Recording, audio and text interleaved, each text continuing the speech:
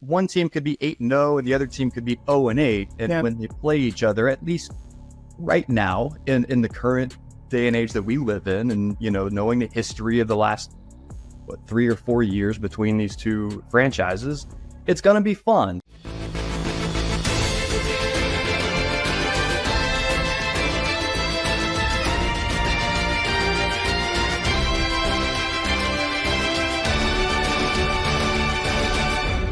What is up, Chiefs Kingdom? Happy Tuesday. I'm Hayley Lewis, and this is Chiefs News Daily. The Chiefs are not stepping to the podium today. They'll be back tomorrow on Wednesday. So in the interim, we're talking with one of my buddies up in Cincinnati. This is Caleb Noe. He's a sports anchor reporter for WPCO. He's going to talk about if the Bengals are hitting the panic button just yet, what's going on with Ja'Marr Chase, and how they feel about coming here to Kansas City. But first, give us a like and subscribe right here on the KCSN YouTube channel, and let's get into it. Caleb, welcome to the show. We have a lot to discuss. This has always been a week that's been, a lot of anticipation leading up to it, right? Bengals coming back to Arrowhead. Let me be specific. It is called Arrowhead Stadium. But not Arrowhead. There you go. What happened on Sunday gave me so much joy, and I'm sure a lot of people here in Chiefs Kingdom. Now, for you, not so much. It was more of, hey, is this just because it's Burrow's first game after having surgery or regular season game back? Is this because of the Ja'Marr Chase? Now we're calling it a hold-in, that kind of saga that's been going on. But you tell me from the perspective of Cincinnati, what the heck happened yesterday? Yeah, no, I think the way that you put it is a good way to put it, is the question mark. Like, is this a one-week thing? Is it a blip on the radar where we move on from that? Or does it become a multi-week thing and it don't get any easier, right? Like, we're going to Kansas City next week. Look, the Bengals have never been good the first couple weeks of the season under head coach Zac Taylor. Sure. He's heading into his 6th season with the team. They've played 11 week 1 or 2 games under head coach Zac Taylor, and they are 1-10. So as unfathomable as it felt for the Patriots to come into Cincinnati and beat the Bengals by 6 points, by 2 points, by 20 points, by any total of points. I mean, it was the largest spread in the NFL. It was 7.5 points at close on Sunday. And the Patriots come in here and beat the Bengals by a touchdown. It felt unfathomable. I mean, but I think the fact of the matter is we've spoken to players for well over a month and a half or more at this point about the Ja'Marr Chase situation, because he's been a hold-in since the start of training camp, and they've maintained over and over that it's not a distraction. We're going to be just fine. We've got our guys back. But at the end of the day, when you get to the point where we're at right now, you have to really wonder, I truly don't think that they see it as a distraction. You have to wonder if deep down it is. I mean, hey, you're in and out of practice. No matter how much rapport you've built up with Burrow, it's got to at some point just factor in. It's those intangibles, right? Those moments where you see Mahomes and Kelsey connect. That's the same thing with Chase and Burrow. They have that chemistry, and if you're not building that repetition and continuing to have it like you normally would during a regular offseason and in training camp, you gotta think that factors in just a little bit, or maybe just even the off-field distraction of it just factors into that immediate connection. Now, he did, I think he went 6 for 6 on targets, and although he had, under 100 yards, still led the team.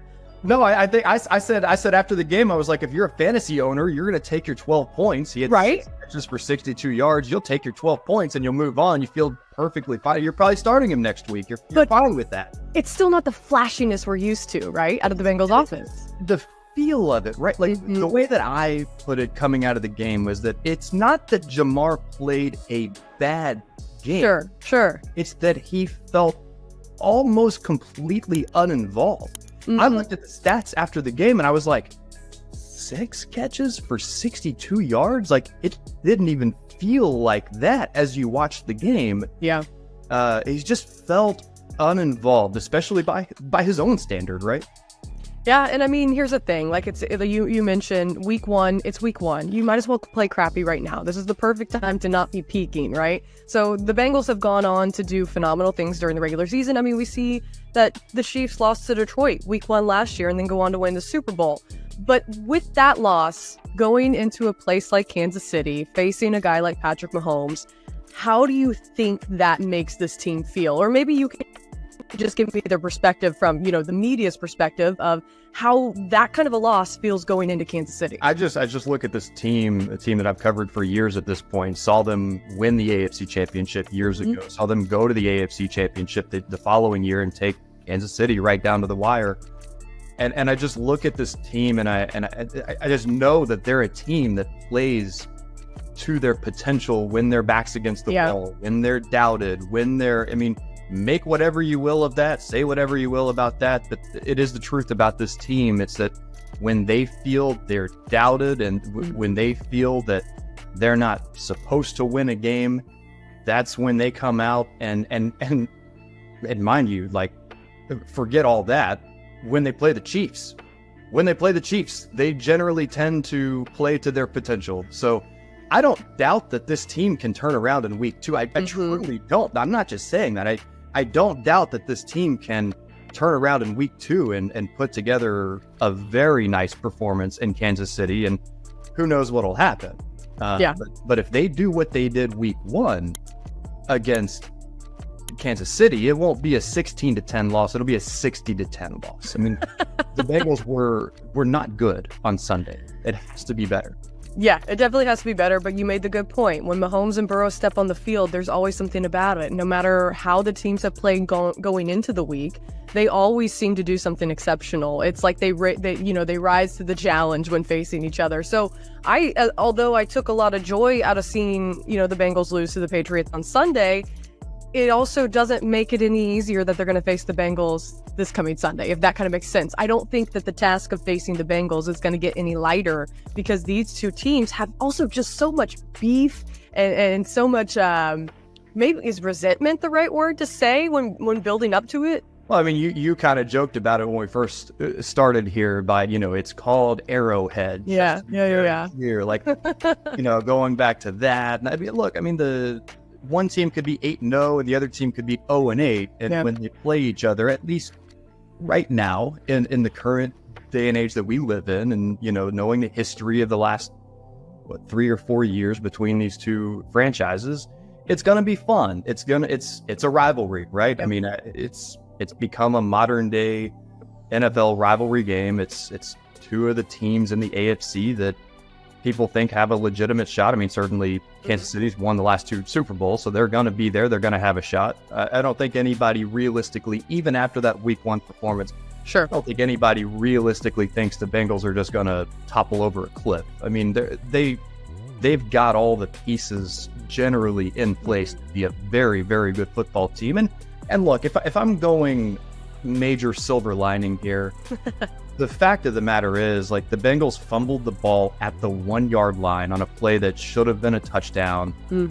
Not should have been, but if he hadn't fumbled at the 1, then it would have been a touchdown. Then the Patriots go the other way and they get a field goal out of the drive. And so suddenly, instead of being a tie game at 7-7, the Bengals are down 10-0 at the half. They had another turnover that led to a field goal as well. So that's 13 points, really, swinging on turnover. So, you take away, you change a couple of... some silly mistakes. And the Bengals win that football game, and it's not pretty. It's ugly, but it's a win. And at the end of the day, you feel a whole lot better about that come Monday or Tuesday morning.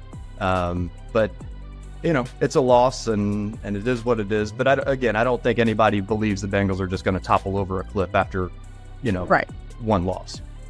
All right, that does it for another episode of Chiefs News Daily. We will be back again tomorrow. But in the meantime, we ask that you like and subscribe right here on the KCSN YouTube channel. Have a great rest of your Tuesday, and we'll see you back here on Wednesday.